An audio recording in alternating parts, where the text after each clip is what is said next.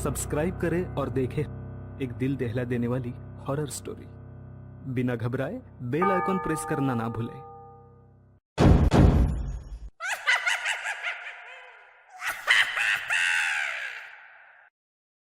रात के 12:30 बज रहे थे। कोल्हापुर में धाराशिव जाने वाली सीनियर कॉलेज के छात्रों की बस जंगल के रास्ते से गुजर रही थी।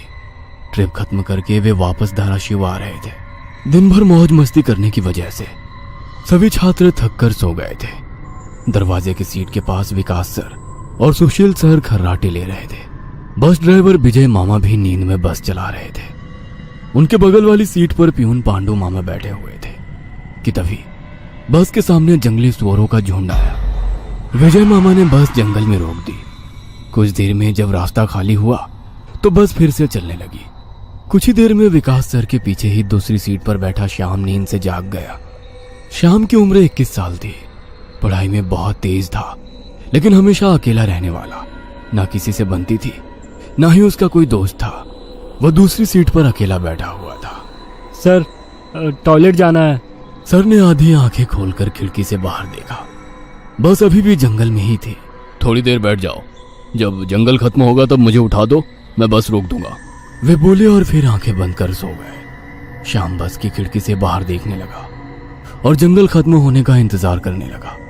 कुछ ही देर में जंगल खत्म हुआ और बस वीरान जगह पर आ गई।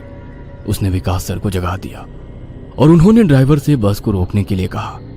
जैसे ही बस रुकी, विकास सर बोले, किसी को टॉयलेट होना है तो अभी उतर जाओ, वरना बस सीधे धाराशिव जाकर ही रुकेगी। आवाज सुनकर पिछली सीट पर बैठा श्रीकांत नींद से जाग गया। विकास सर टॉर्च लेकर पहले बस से बाहर उतर गए।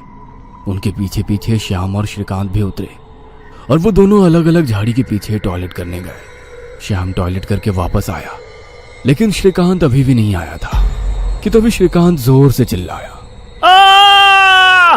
उसकी आवाज सुनकर विकास सर और श्याम उसकी ओर भागे, लेकिन तभी श्रीकांत झाड़ी से बाहर आया। क्या हुआ, क्यों चिल्लाए थे?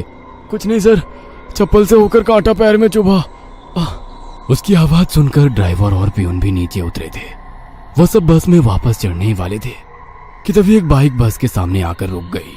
अरे भाई साहब, यहाँ के नहीं हो क्या आप?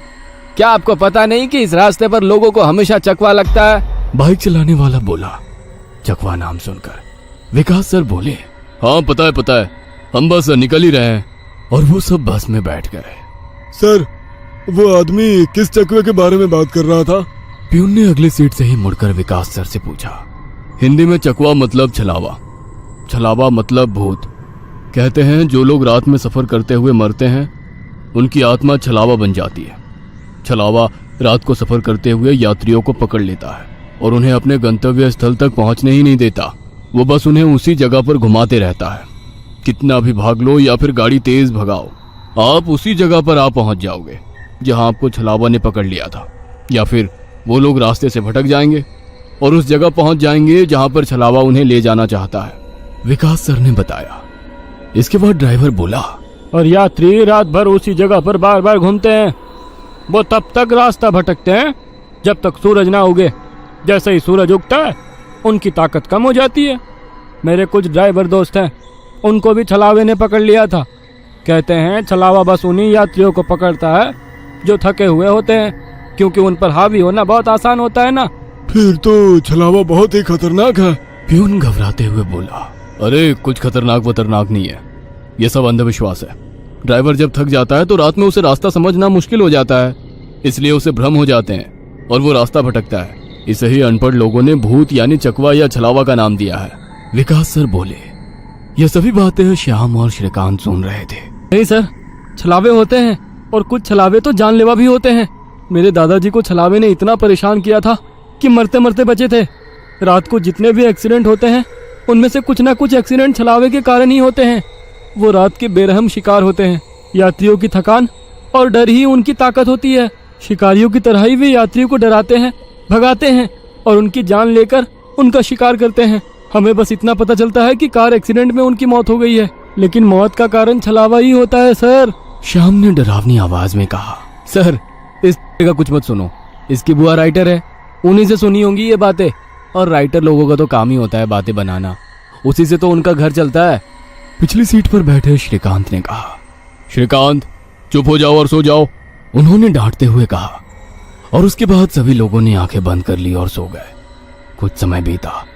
श्याम अभी भी जाग रहा था और खिड़की से बाहर देख रहा था। बस किसी जंगल के बीचों बीच से गुजर रही थी कि तभी उसने देखा कि रास्ते के किनारे एक बंद पड़ी चाय की टपरी है। लेकिन ये चाय की टपरी तो मैंने पीछे भी पहले वाले जंगल में देखी थी। वह मन ही मन बोला और खिड़की के बाहर देखने लगा। तब उसे पता चला कि वो तो वही जंगल है जो वीरान जगह से पहले आया था। वह भागते हुए ड्राइवर के पास गया। विजय मामा नींद में बस चला रहे थे, बीच बीच में आंखें झपका रहे थे। विजय मामा, बस कौन से जंगल में है? होगी किसी जंगल में। रास्ते में जंगल कम है क्या? नहीं मामा, हम वापस उसी जंगल में पहुंच गए हैं जहां पर बस के सामने जंगली सुअर आ गए थे। नहीं बेटा, तुम्हें कुछ तो गलतफहमी हो रही है। वो जंगल तो कब का पीछे छूट गया है ना। उनकी बहस सुनकर विकास सर नींद से जाग गए। क्या हुआ श्याम? सर, हमें छलावा लग चुका है। उसने हमें पकड़ लिया है क्योंकि बस वापस उसी जंगल में आई है जहां से पहले गुजरी थी। लेकिन विकास सर भी ड्राइवर की तरह उस पर विश्वास नहीं कर रहे थे। सर, अगर आपको मेरी बात पर यकीन नहीं हो रहा है तो बाहर देखो। अभी कुछ देर रास्ते के किनारे एक ट्रक दिखाई देगा जो एक्सीडेंट में पलटी हो चुका है। और कुछ ही देर में रास्ते के किनारे सभी को पलटी हुई ट्रक दिखाई दी। ये देखकर सभी हैरान हो गए थे। ड्राइवर ने भी मान लिया कि श्याम सच बोल रहा है कि तभी जंगल खत्म हो गया और बस वही सुनसान वीरान जगह पर पहुंच गई जहां पर वो कुछ देर पहले टॉयलेट करने के लिए रोक दी गई थी। ये देखकर सभी की आंखें फटी की फटी रह गई थी। विकास सर की तो बत्ती ही गोल हो गई थी। श्रीकांत पिछले सीट से आगे आ चुका था। सबके चेहरे का रंग उड़ गया था। बस अभी भी रास्ते पर चल रही थी कि तभी वो फिर से वापस वही जंगल में पहुंच गई। वह सभी जान गए कि उन्हें छलावा ने पकड़ लिया है। ड्राइवर कोई दूसरा रास्ता मिलता है या नहीं ये देख रहा था, लेकिन फिर भी बस वापस उसी जंगल में आ जाती थी। ऐसा लग रहा था कि मानो पूरी दुनिया में बस वही एक रास्ता है जो घूम फिर कर उसी जंगल में ले आता है। सर, अभी इस छलावे से कैसे निकले? मैंने सुना है कि छलावे से बाहर तभी निकल सकते हैं जब सुबह हो जाए। इसका मतलब हमें रात भर इसी सड़क से गुजरना होगा, जंगल से वीराने में और वीराने से जंगल में। क्यों ना हम सुबह होने का इंतजार करते हुए उसी वीरान जगह पर रुक जाए। ड्राइवर बस चलाते हुए बोला। लेकिन शायद मैंने सुना है कि छलावे में रुकना ठीक बात नहीं है। नहीं सर, मेरी बुआ ने बताया था कि अगर सेफ जगह मिल जाए तो रुकने में कोई परेशानी नहीं है। बस इतना ही पता है तुम्हें? और कोई तरीका नहीं है क्या? है, लेकिन वो अभी के लिए नहीं है। और वैसे भी अगर जिस छलावे ने हमें पकड़ा है, अगर वो कमजोर हुआ तो उसकी शक्तियाँ कुछ ही देर में कमजोर हो जाएंगी और हम छलावे से छूट जाएंगे। फिर वो छलावा हमें नहीं पकड़ सकता। इन सभी की बातें सुनकर सोए हुए सुशील सर जाग गए। अरे क्या हुआ? आ गया क्या मेरा बोरगांव? सुशील सर उबासी लेते हुए बोले।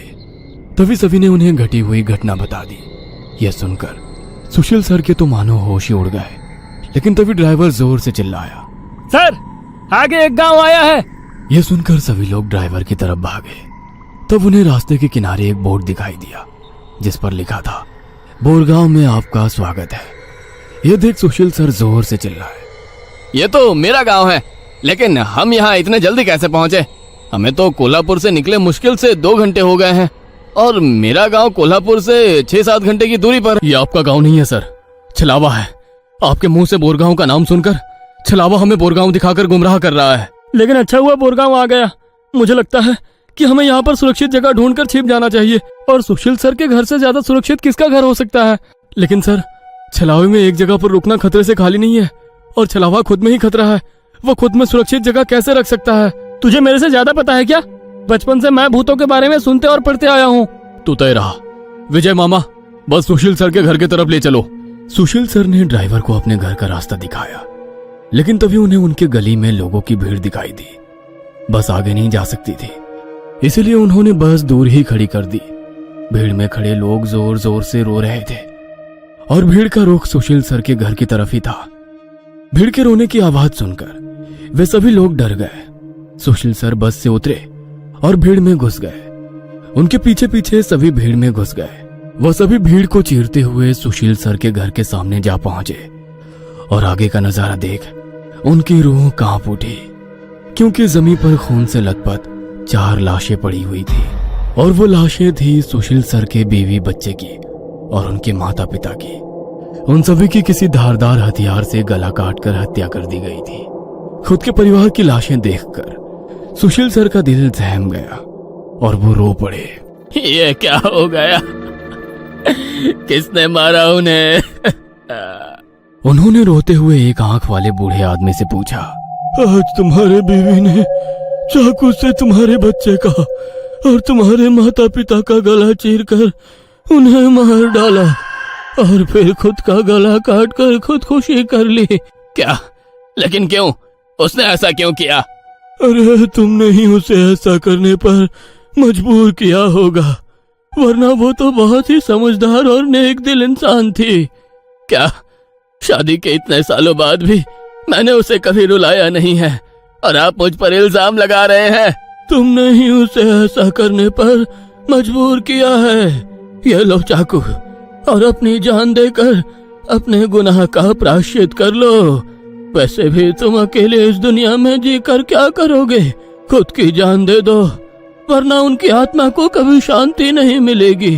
न जाने सुशील सर को क्या हुआ, वो उस आदमी की बातों में आ गए। ऐसा लग रहा था कि वो उसकी बातों से वश में आ गए थे।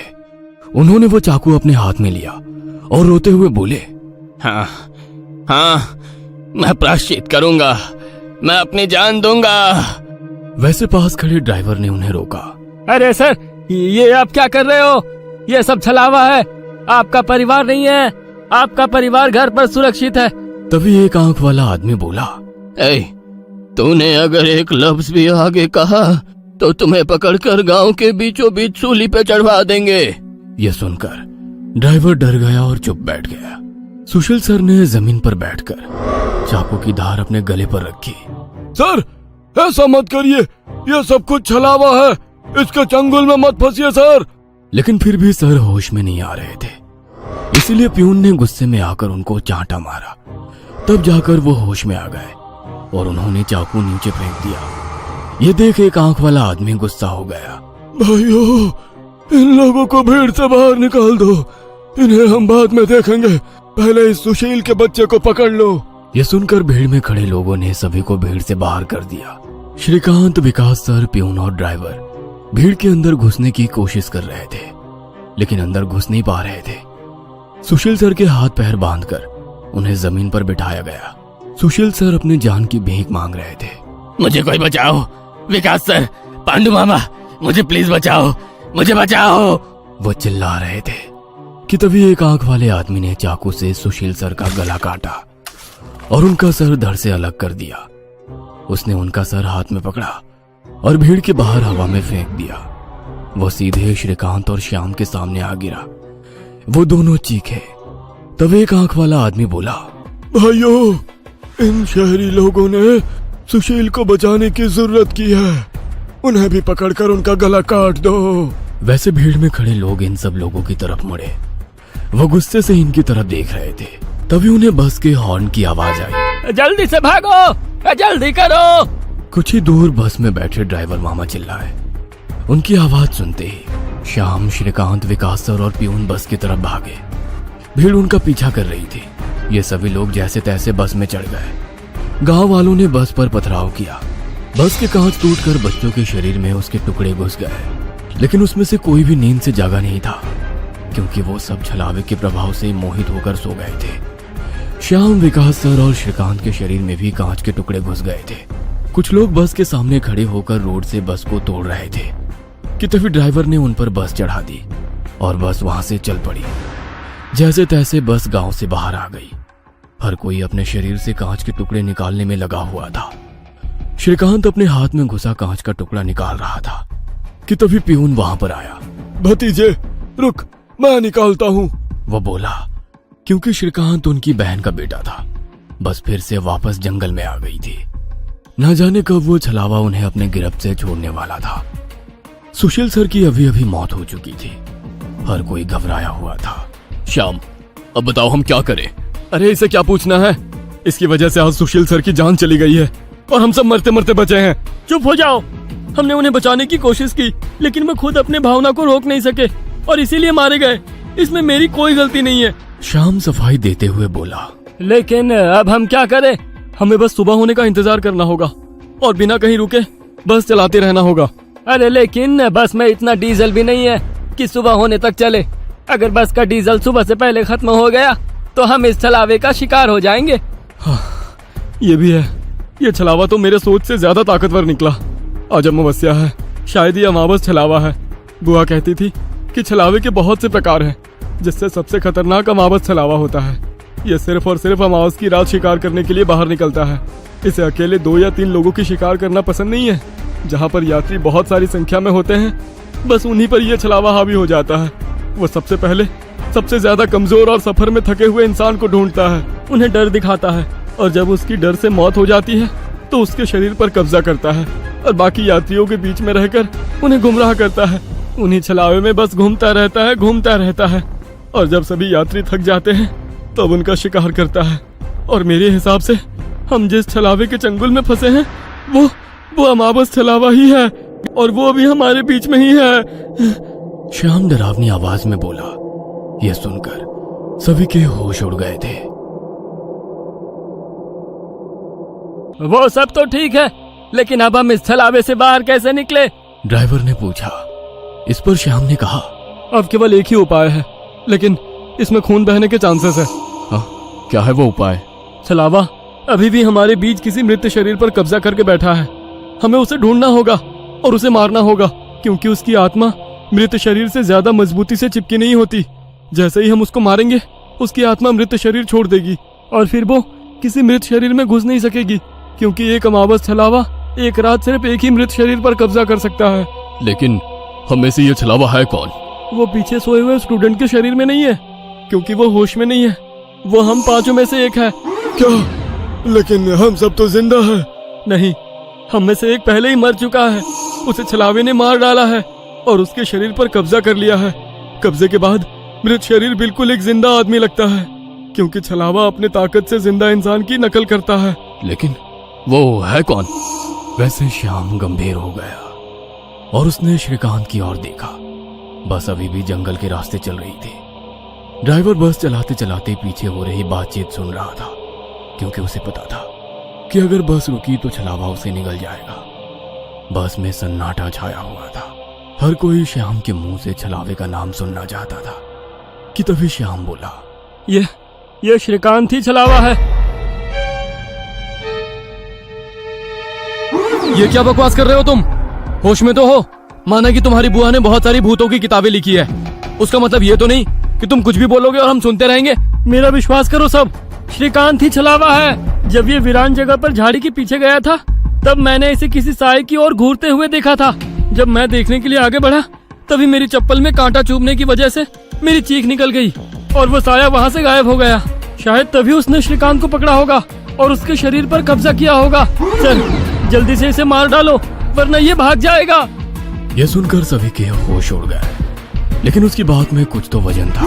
ए श्याम, जबान संभाल कर बात कर। भतीजा है ये मेरा, अगर इसको किसी ने हाथ भी लगाया तो मार डालूंगा। हाँ।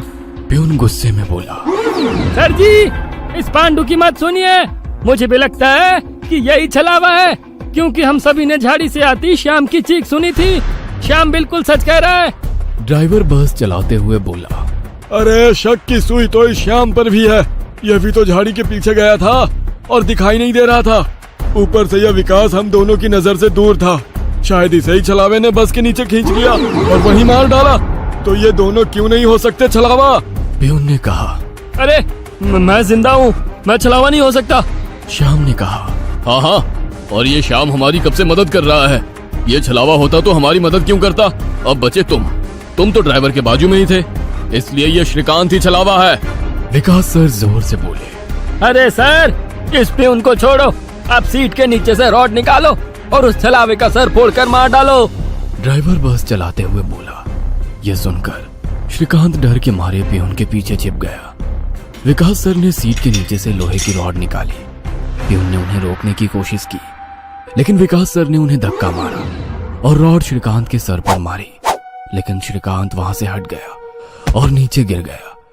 वो रॉड से दूसरा हमला करते कि तभी प्यून ने पीछे से रॉड पकड़ी और विकास सर के हाथों से रॉड खींचकर उन्हें खिड़की पर धकेल दिया और उनके सर में रॉड दे मारा। विकास सर हाथों से सिर पकड़कर वहीं तड़पते रह गए। उनके सर से खून निकल रहा था और कुछ ही देर में उन्होंने अपना दम तोड़ दिया। यह देख श्याम चिल्लाया, विजय मामा, जल्दी से पीछे आइए, इन दोनों ने विकास सर को मार डाला। यह सुनकर ड्राइवर ने बस बीच जंगल में रोक दी और वो पीछे भागते हुए आया। उसने पियून के हाथों से रॉड छीना और उसे धक्का दे दिया। तुम नहीं सुनोगे, इसलिए पहले मुझे तुम्हें ही मारना होगा। ड्राइवर गुस्से में पियून से बोला और वो पियून के सर पर रॉड से हमला करता कि इससे पहले ही पियून ने कांच का नुकीला टुकड़ा तोड़कर ड्राइवर के पेट में घोंप दिया।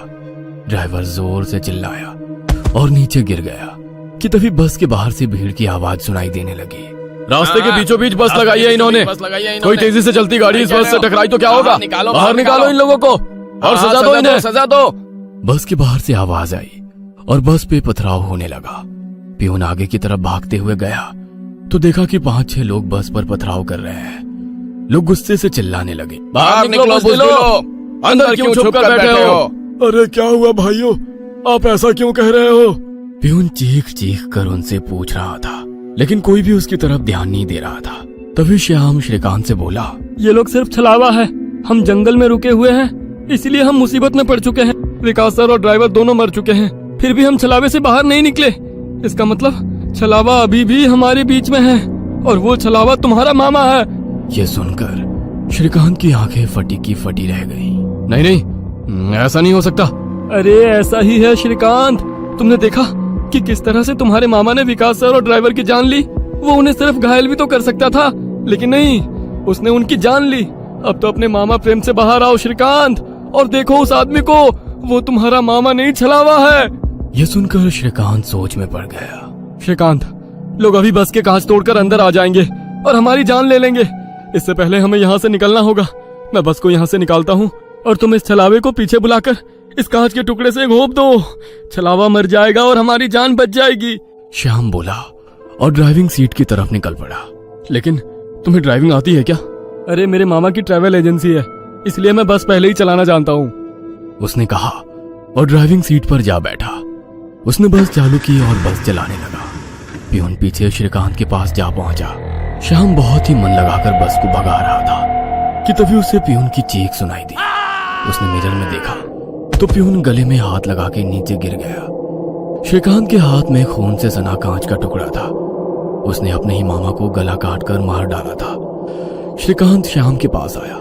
श्याम ने बस रोक दी। मैंने छलावे को मार डाला। यह सुनकर श्याम जोर जोर से हंसने लगा और उसकी आंखें लाल हो गई और वो डरावनी आवाज में बोला, लेकिन छलावा तो मैं हूँ। यह सुनकर श्रीकांत के तो होश उड़ गए। अरे चौंक क्यों रहे हो, मैं ही छलावा हूँ। जंगल में जब बस के आगे सुअरों का झुंड आया था, तभी मैं बस में घुस गया था। मैंने बस में सबसे कमजोर और थका हुआ यात्री चुना। ये श्याम थकान के कारण गहरी नींद में सो गया था। मैंने इसे जगाया और मेरा असली रूप दिखाया। मेरा डरावना रूप देखकर ये उसी वक्त सीने पर हाथ लगाते हुए मर गया। मैंने तुरंत इसके शरीर पर कब्जा कर लिया। तभी मैंने जाना कि पिछली सीट पर बैठा एक लड़का, मतलब कि तू, आधी नींद में था और टॉयलेट जाने के विचार में था, और मैंने अपना खेल शुरू कर दिया। मैंने बस में बैठे सभी को छलावे की कहानी सुनाकर डरा दिया, क्योंकि डर ही मेरा सबसे बड़ा हथियार है। मैंने जानबूझकर तुम सबको गुमराह किया और सुशील सर के गांव ले गया और तुम्हें छलावे में रुकने के लिए मजबूर किया और सुशील सर की जान ली। मैंने ही विकास सर, तेरा मामा और ड्राइवर को एक दूसरे से लड़ाया ताकि वो आपस में लड़ कर मर सके, और आखिर में मैंने तुम्हारे हाथों से ही तुम्हारे मामा का खून करवाया। ऐसा कहकर वो हंसने लगा। यही मेरा खेल यानी कि शिकार थी। तूने अपने ही मामा की जान ली, उस मामा की जिसने तुम्हें बचाने के लिए अपनी जान पर खेलकर 2 आदमियों की जान ली। अब तुम्हारा जी कर क्या फायदा। यह सुनकर श्रीकांत के आंखों में आंसू आ गए। उसे अपनी गलती का एहसास हो गया। श्रीकांत, आओ बैठ जाओ इस ड्राइविंग सीट पे और ठोक दो इसे किसी पेड़ पे। ले लो खुद की और इन सभी यात्रियों की जान। छलावा श्रीकांत की आंखों में देखकर बोला। शायद उन लाल आंखों का जादू श्रीकांत पे हो रहा था। वो छलावे की बातों में आ गया था, जैसे सुशील सर आ गए थे और खुद की जान लेने के लिए तैयार हो गए थे। शायद श्रीकांत को अपने किए का पछतावा हो रहा था और वो छलावे की बात मानने वाला था कि तभी श्रीकांत ने अपने आंसू पोंछे और वो जोर से चिल्लाया, मामा। छलावे को पीछे पैरों की आहट सुनाई दी और उसने मुड़कर देखा कि तभी प्यून ने लोहे का रॉड छलावे के सर पे दे मारा और उसके सर पर 4-5 बार हमला कर उसका सर कुचल दिया। तुम्हें क्या लगा खेल केवल तुम ही खेल सकते हो? अरे मैंने तो तुम्हें तभी पकड़ लिया था जब तुम विकास सर और ड्राइवर की मौत देखकर मुस्कुरा रहे थे। तुम अपनी खुशी छुपा नहीं पाए। तब मेरे दिमाग में तुम्हारी बातें आई। जानबूझकर तुमने हमें गुमराह करके छलावे में रोका और तुम्हारी वजह से सुशील सर की जान गई। तुमने मुझ पर ही छलावा होने का इल्जाम लगाया, हाँ? और मेरे मामा विकास सर और ड्राइवर के बीच आग लगा दी और बाद में तुमने मुझे ही मेरे मामा को मारने के लिए कहा। और हद तो तब हो गई जब तुमने कहा कि तुम्हारे मामा की ट्रैवल एजेंसी है, जबकि श्याम का मामा तो हमारे कॉलेज के बाहर गोलगप्पे का ठेला लगाता है। श्रीकांत ने अपने मामा के हाथों से लोहे की रॉड ली और छलावे से बोला, अब तुम चैन से शिकार करने के लिए अगले अमावस की रात का इंतजार करो, क्योंकि आज तुम खुद शिकार हो गए हो। और ऐसा कहकर उसने एक रॉड का वार उसके कुचले सर पे कर दिया और उसके शरीर से छलावा काले धुएं के रूप में बाहर निकला और बस के बाहर निकल गया। और जैसे ही छलावा बस से बाहर निकल गया, सभी स्टूडेंट्स नींद से बाहर आ गए। आज पहली बार कोई अमावस छलावा किसी यात्री से हारा हुआ था। बस के ऊपर हवा में उड़ता हुआ छलावा दर्द से तड़पने लगा और चिल्लाते हुए हवा में बिखर गया। उस छलावे को अपनी योनि से मुक्ति मिल गई, क्योंकि ये सृष्टि का नियम है कि जब भी कोई छलावा इंसान से हारता है उसका अंत हो जाता है और उसे मुक्ति मिल जाती है। आधी रात का समय था। एक गाड़ी हवा से बातें करती लोनावला की घुमावदार सड़कों पर दौड़ी चली जा रही थी। गाड़ी के अंदर तेज म्यूजिक चल रहा था और अंदर बैठे चारों नौजवानों अक्षय, रवि, आयशा और आदि ने अपने हाथ में एक एक कोल्ड ड्रिंक की बोतल पकड़ी हुई थी, जिसमें उन्होंने शराब मिला रखी थी। शराब के नशे में झूमते हुए अचानक ही अक्षय ने गाड़ी में ब्रेक लगा दी। अचानक ब्रेक लगने के कारण चारों को एक जोरदार झटका लगा और जैसे शराब का नशा एक झटके में चूर हो गया। घबराते हुए रवि, आदि और आयशा गाड़ी से बाहर निकल आए। क्या हुआ अक्षय, इतनी जोर से ब्रेक क्यों लगा दिया? सब ठीक तो है ना? लगता है डिक्की खुली रह गई है। जा दी, तू चेक करके आ। कुछ नहीं हुआ बे, बस वैसे ही मजे ले रहा था। इसका बर्थडे है, इसे परेशान करना तो बनता है ना। तुम्हें अगर ज्यादा मस्ती सूझ रही है तो हटो, मैं ड्राइव करती हूँ। गाइस, मुझे लगता है अक्षय पीकर आउट हो चुका है। ए आयशा, चुप करके बैठना पीछे। बोला ना तुझे मजाक कर रहा था। आदि आ जाना यार, कुछ नहीं है डिक्की में, बैठ जल्दी। आशा के बुलाने पर आदि भी आकर अपनी सीट पर बैठ जाता है और अक्षय वापस से गाड़ी स्टार्ट कर देता है। यार 100 की स्पीड में भागती गाड़ी में तूने ब्रेक लगा दिया। अगर गाड़ी पहाड़ से नीचे गिर जाती तो अभी इन वादियों में भूत बनकर घूमते अपन लोग हैं। यार प्लीज ऐसा करो, किसी लॉज पर गाड़ी रोक दो, हम लोग सुबह निकलेंगे। अब तेरी क्या प्रॉब्लम है? तुम लोग समझ नहीं रहे हो यार, तुम सबको चढ़ गई है, अपने होश में नहीं हो तुम लोग। इस तरह लॉन्ग ड्राइव पर जाना सही नहीं है और तुम लोग अभी इस हाईवे के बारे में ज्यादा कुछ जानते भी नहीं हो। यार तेरा ही बर्थडे मनाने जा रहे हैं, तू सारा मजा मत खराब कर। अच्छा बता, क्या प्रॉब्लम है इस हाईवे में? यार मैंने बोला ना, ये रास्ता सही नहीं है। यहाँ के लोकल्स का कहना है कि आगे पहाड़ी पर अक्सर रात में एक्सीडेंट होते हैं। क्या बकवास है ये? एक्सीडेंट किस रोड पर नहीं होते हैं? हाँ, इसमें क्या नई बात है? होते हैं, सब जगह होते हैं, लेकिन यहाँ पर वजह कुछ और होती है। बस तू यू टर्न लो और पीछे चलो। अब तो तूने चैलेंज कर दिया भाई को, अब गाड़ी नहीं रुकने वाली। आदि के लाख रिक्वेस्ट करने पर भी अक्षय ने फिर से गाड़ी का गियर बढ़ाया और एक बार फिर से उनकी गाड़ी हवा से बातें करने लगी। आदि की बातें भूलकर बाकी के दोस्त भी अंग्रेजी गाने की धुन पर आंख बंद करके थिरक रहे थे, लेकिन आदि अभी भी अक्षय के साथ आगे की सीट पर थोड़ा सिकुड़ा सहमा सा बैठा हुआ था। रात का सन्नाटा हर गुजरते पल के साथ गहराता जा रहा था। रात के तकरीबन 2 बज गए थे पीछे की सीट पर बैठे बैठे रवि अब झपकियां लेने लगा था। तभी एक बार फिर से अक्षय ने जोरदार ब्रेक लगा दिया तो गाड़ी जाकर सड़क किनारे लगे पेड़ से जा टकराई। अक्षय, तुम्हारा दिमाग खराब हो गया क्या? ये क्या मजाक लगा रखा है बार बार? अब तुम चुपचाप ड्राइविंग सीट से उतरो, नहीं तो अच्छा नहीं होगा। अरे यार, कोई मजाक नहीं है। मेरी गाड़ी के सामने अभी अभी ना जाने कहां से एक लड़की आ गई थी। अच्छा, तो अब कहाँ गई वो लड़की? मुझे तो यहाँ कोई लड़की नजर नहीं आ रही। मेरा यकीन करो आयशा, गाड़ी के सामने एक लड़की थी। उसे देखकर ही मैंने ब्रेक लगाया तो गाड़ी डिसबैलेंस होकर इस पेड़ से जा टकराई। ट्रस्ट मी, मैं कोई मजाक नहीं कर रहा। रात के 2 बज रहे हैं। इतनी रात को इस सुनसान सड़क पर कोई लड़की क्यों घूमेगी? और अगर तुम्हारी बात मान भी ले कि यहाँ कोई लड़की थी, तो अब वो लड़की कहाँ है? आदि, तुम तो अक्षय के साथ ही बैठे थे ना, तुम्हें कोई लड़की दिखाई दी? मुझे तो कोई लड़की दिखाई नहीं दी। पता नहीं अक्षय क्या कह रहा है। मुझे कुछ समझ में नहीं आ रहा है यार। लड़की अचानक कहाँ गायब हो गई? समझ लो हमारा एक्सीडेंट होते होते बचा है अभी। आदि, आयशा और अक्षय गाड़ी से नीचे उतरकर बातें कर रहे थे और रवि सब कुछ अनसुना करके चैन की नींद सो रहा था। इसे देखो, अभी गाड़ी खाई में गिर जाती तो ये सोते सोते कुंभकर्ण ऊपर पहुँच जाता। इसीलिए बोलती हूँ, लिमिट में पिया करो। हाँ, तो सही कह रही है। शायद मुझे चढ़ गई है। मैं पीछे बैठता हूँ, अब तू ड्राइव कर ले। ना बाबा ना, अब तो मेरी आंखें नींद से भरी हो रही हैं। तू ही चला गाड़ी, लेकिन अब ध्यान से चलाना। अक्षय एक बार फिर से ड्राइविंग सीट पर बैठ गया और आयशा पीछे बैठकर झपकियां लेने लगी। कुछ देर बाद, यार आदि, मुझे ऐसा लग रहा है हम बार बार उसी रास्ते पर आ रहे हैं। सब गोल गोल घूम रहा है यहाँ। वही पेड़, वही पहाड़।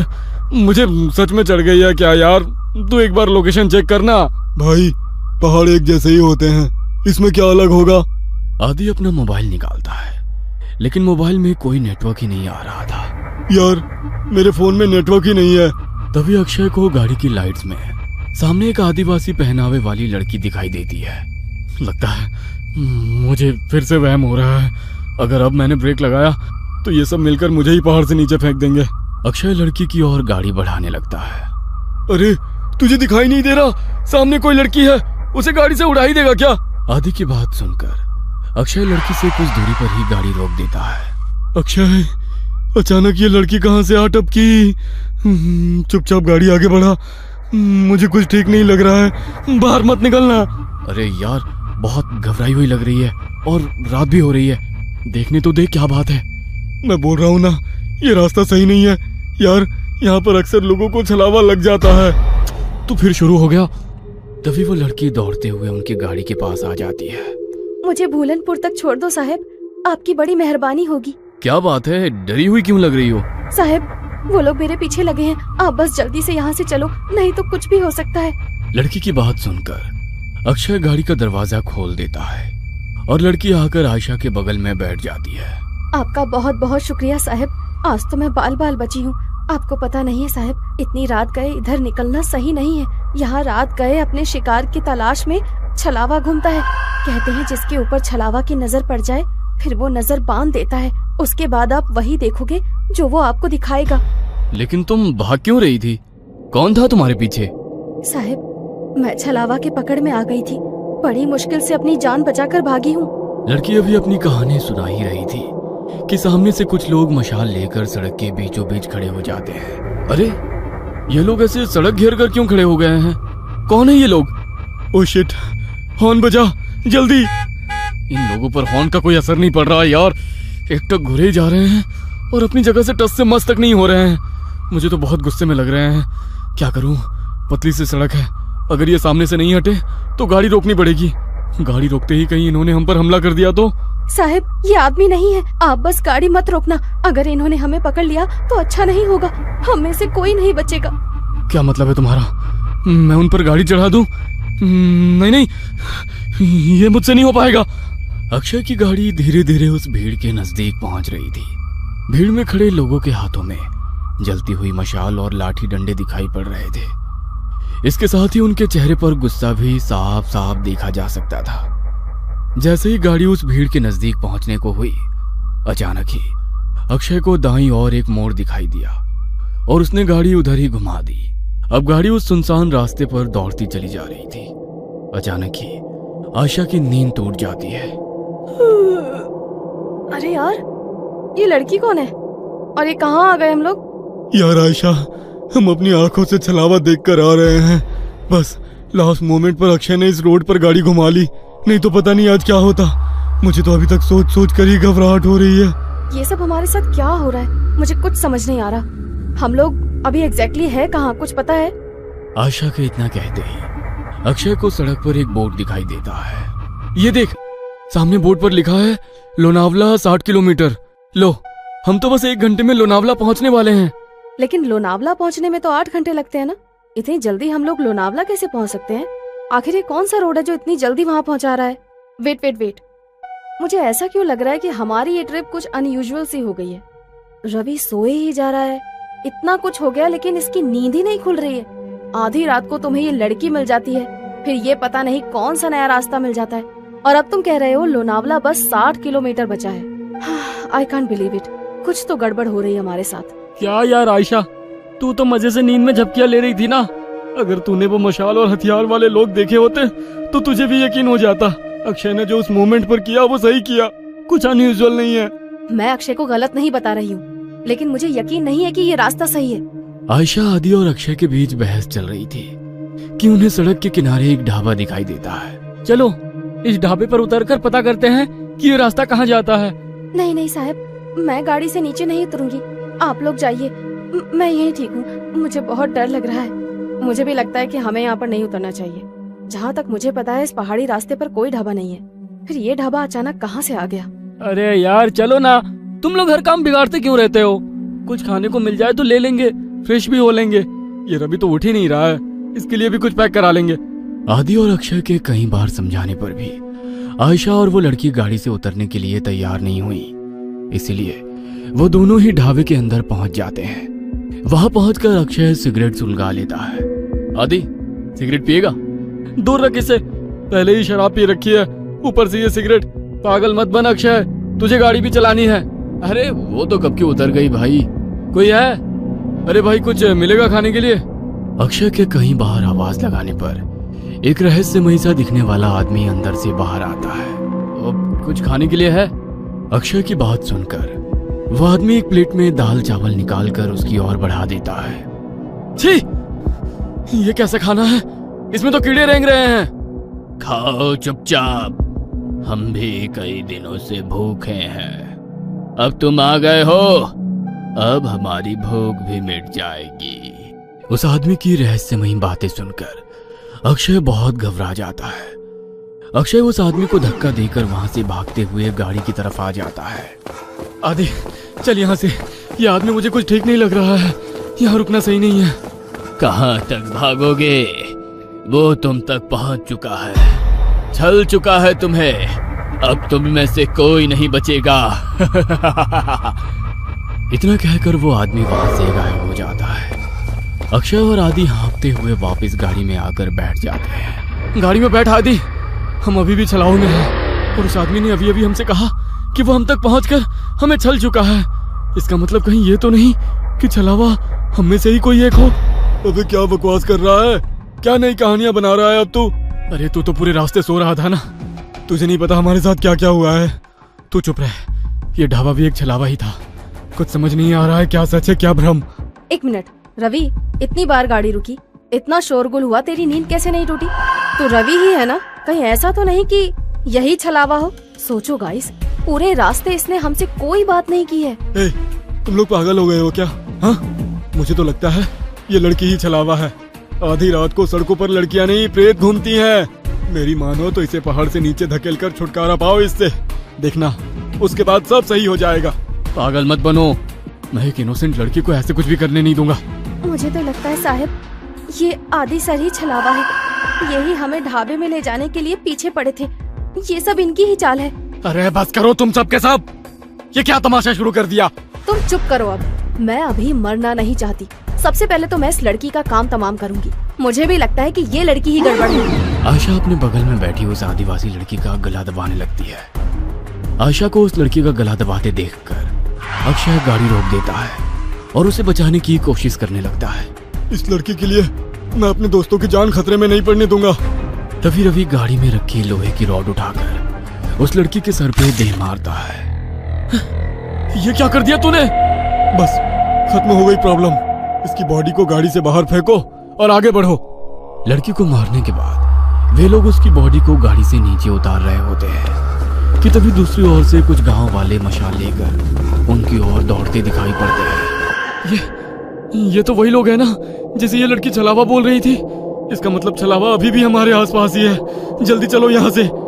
वे चारों घबरा कर फिर से गाड़ी में बैठ जाते हैं। देखो, सुबह होने में बस 1 ही घंटा बाकी है। हमारे बीच जो भी छलावा है वो अगले 1 घंटे में हम सबको अपने साथ ले जाएगा। हमें उसके बारे में पता लगाकर उसे खत्म करना होगा, नहीं तो हम में से कोई नहीं बचेगा। Calm down. ये जो कुछ भी है इसने हमारी सोचने की शक्ति को खत्म कर दी है। हम लोग एक भ्रम में हैं। क्या सच है क्या झूठ कुछ भी समझ नहीं आ रहा है। वो हमें इमोशनली ब्रेक कर रहा है ताकि हम पर काबू कर सके। तू अपना प्रवचन अपने पास रख, मैं तुम तीनों को ही खत्म कर दूंगा, तो छलावा के बचने का कोई चांस भी नहीं रहेगा। तू मुझे भी मार देगा रवि? तू तो मुझसे प्यार करता था ना। Shut up! मुझे यहाँ से जिंदा अपने घर जाना है बस। इससे पहले कि रवि आयशा को मारता, आयशा अपने गले में पहने हुए स्कार्फ से रवि का गला घोटने लगती है। तू ही है वो राक्षस, तुझे ही खत्म कर देती हूँ, सारी प्रॉब्लम खत्म हो जाएगी। आयशा और रवि के बीच होती हाथापाई को देखकर अक्षय अचानक से अपनी सीट के पास रखी बियर की बोतल को आदि के सर पर दे मारता है। उस फूटी हुई बोतल से ही अक्षय आदि के ऊपर एक के बाद एक कई सारे वार कर देता है। अक्षय के आदि पर हमला कर देने से अचानक ही आदि का चेहरा बदलने लगता है और वो एक खौफनाक चेहरे वाले प्रेत में बदल जाता है। आदि का चेहरा बिल्कुल काला हो गया था और उसके बदन पर कपड़े भी पुराने और फटे दिखाई दे रहे थे। हैरानी से अक्षय की ओर घूरते हुए वो जोर से चिल्लाया, नहीं, ये नहीं हो सकता। आज तक मेरे भ्रमजाल से निकलकर कोई बाहर नहीं आ पाया है। तुझे कैसे पता चला कि मैं ही छलावा हूँ? पिछले काफी देर से मैं आज रात की सारी घटनाओं की कड़ियां आपस में जोड़ने की कोशिश कर रहा था। तुझे पहले ही पता था कि हम तेरा बर्थडे मनाने लोनावला जा रहे हैं। घर से तो तू खुशी खुशी हमारे साथ आ गया था, लेकिन जैसे ही ये पहाड़ी हाईवे स्टार्ट हुआ तू कुछ अजीब सा व्यवहार करने लगा। पहले तूने कई बार मुझे यू टर्न लेने को कहा, जबकि तू जानता था उस रोड पर आगे 10 किलोमीटर तक कोई यू टर्न नहीं है। उसके बाद उस लड़की को लिफ्ट देने से मना करना, अचानक से छलावे की कहानी सुनाने लगना, जबकि तू तो इन बातों को कभी मानता ही नहीं है। वो गांव की लड़की ठीक कह रही थी, तू ही मुझे जानबूझकर उस ढाबे में ले गया था, लेकिन मैं वहां से बचकर किसी तरह निकल आया। मेरे सिगरेट के लिए पूछने पर तूने मेरा हाथ जब झटका वो मुझे बहुत अजीब लगा था। और सबसे जरूरी बात, रवि तो पूरे रास्ते गाड़ी से उतरा ही नहीं था। इसीलिए जब आयशा रवि को मारने लगी तो मैंने तेरी तरफ नजर घुमाकर देखा। तू अपनी सीट पर बैठा बड़े आराम से मुस्कुरा रहा था। कोई दोस्त अपने दोस्त को ऐसी हालत में देखकर हंस नहीं सकता। मैं समझ गया कि छलावा तू ही है और कोई नहीं। मूर्ख हो तुम सब। मैंने तुम्हें समझने के लिए कितने मौके दिए, लेकिन तुम मूर्ख के मूर्ख ही रहे। मैंने तुम्हें बताया था, छलावा जो चाहेगा तुम बस वही देखोगे। मैंने तुम लोगों की नजर और दिमाग को बांध रखा था। गांव के लोग उस लड़की को नहीं, मुझे पकड़ने के लिए तुम्हारा पीछा कर रहे थे। इसलिए मैंने तुमसे कहा कि गाड़ी मत रोकना। मैंने ही तुम्हें वो ढाबा दिखाया ताकि तुम सब वहां नीचे उतर जाओ और मैं अपना शिकार कर लूं। लेकिन ये आयशा बहुत चालाक है। इसने गाड़ी से उतरने से मना कर दिया था, इसलिए मैं वहां शिकार करने से चूक गया।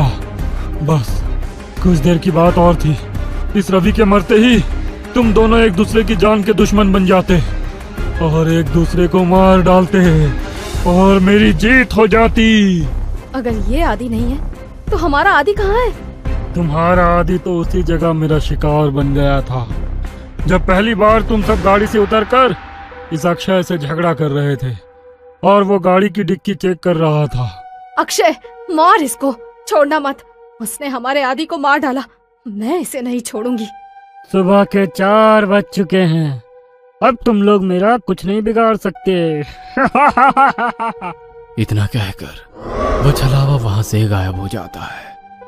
जन्मदिन के दिन ही अपने दोस्त को खोने के गम ने उन सबको तोड़ कर रख दिया था। उस रात छलावे से उनकी जान तो बच गई थी, लेकिन अपने दोस्त को खोने का गम जीवन भर उनके सीने पर बोझ बनकर उन्हें सालता रहा।